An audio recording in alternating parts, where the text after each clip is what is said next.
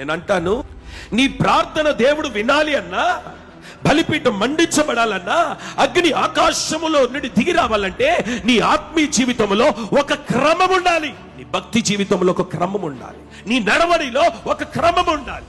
నీ పరిచర్యలో ఒక క్రమం ఉండాలి. నీ విశ్వాస యాత్రలో ఒక క్రమం ఉండాలి. క్రమము లేకుండా నువ్వు ఏ పని చేసినా బైబిల్ చెప్తుంది అక్రమము చేయువారులారా మీరు నా యొద్ద నుండి తొలగిపోండి.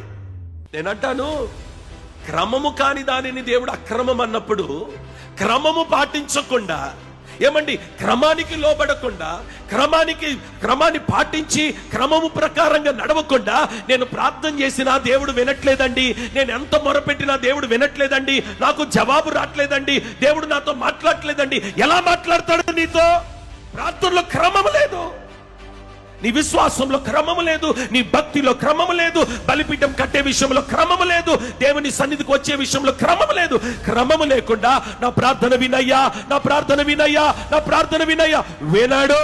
నీ ప్రార్థన దేవుడు వినాలి అనంటే మొదట బలిపీఠాన్ని క్రమంగా కట్టడము నేర్చుకోవాలి.